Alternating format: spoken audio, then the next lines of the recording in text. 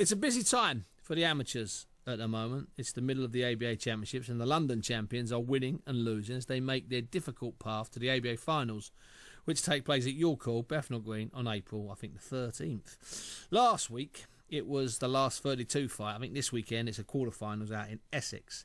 Now, the finals are still a long way off, a lot of fights off. Last week, I had on West Ham's Lucian Reid on the show. He won last Saturday and fights again this weekend. This week, I'm starting with Repton's Georgie Kean, the London champion at 67. He won last week, and he marches on and fights again this week. It's a delight and a pleasure. A welcome to the show, George Kean. George?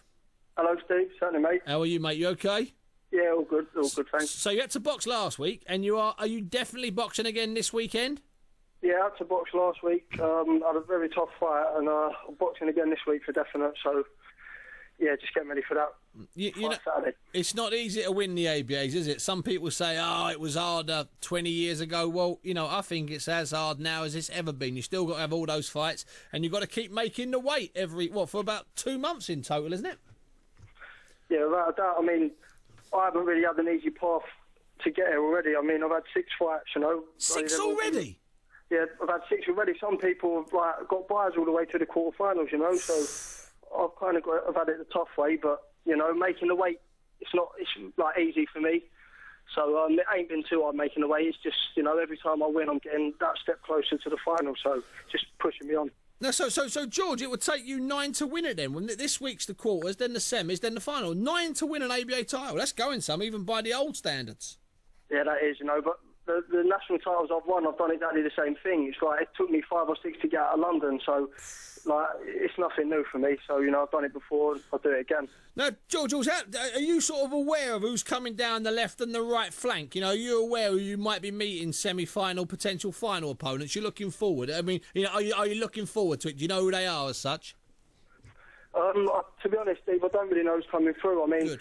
I'm telling everyone who's saying, it's the final, this, that, the other. I'm just saying Saturday's my final, because if I don't get through that, I ain't going to no final. You know what I mean? Exactly. So I'll get through this one, and then we'll see what the next one is. And you're absolutely right, George. You got from the very first fight at the North East Divs, even if it's at 2 PM, you've got to treat every single one like you're fighting in front of 50,000 people in a final, because you're never going to find out what it's like to fight in front of them unless you treat every fight like that, are you?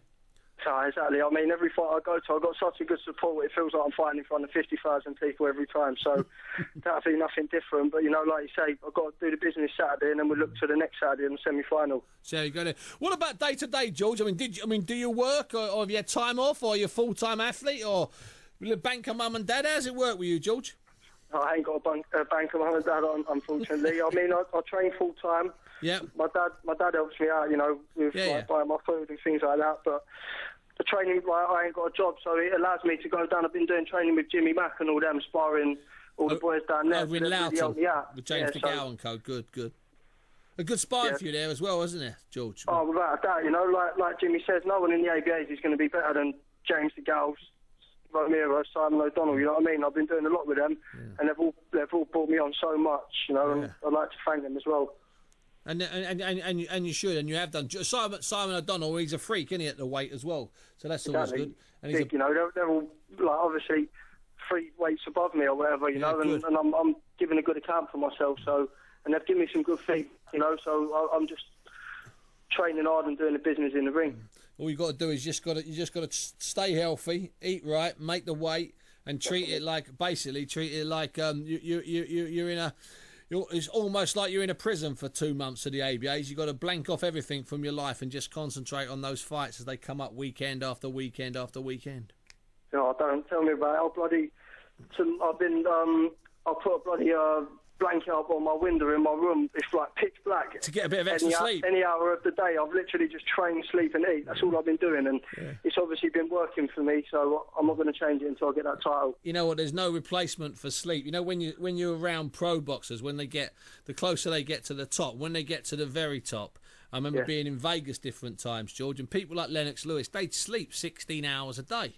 In the 2 weeks before a fight, they'd be in Vegas, and apart from when they went to a press conference or they had to go and do a signing, they'd just be kipping, and they'd just sleep and sleep and sleep. It's amazing, isn't it? Definitely. There's no replacement for it. Exactly. Well, listen, George, it's been a pleasure getting you on. You've been on now. You're a regular now. We'll get you back on. Just, I don't ever say good luck. Do what you got to do on as it's Saturday at Hornchurch, isn't it? Right then, yeah, that's the one. Saturday, I think boxing starts at 1 o'clock. Brilliant. So if everyone can come down there should be some good fights on. Brilliant. Listen, and make sure you tweet me, let me know how it went on. Or call me, whatever one you do. George Kean, it's been an absolute delight having you on the show. George Kean there. See you, son.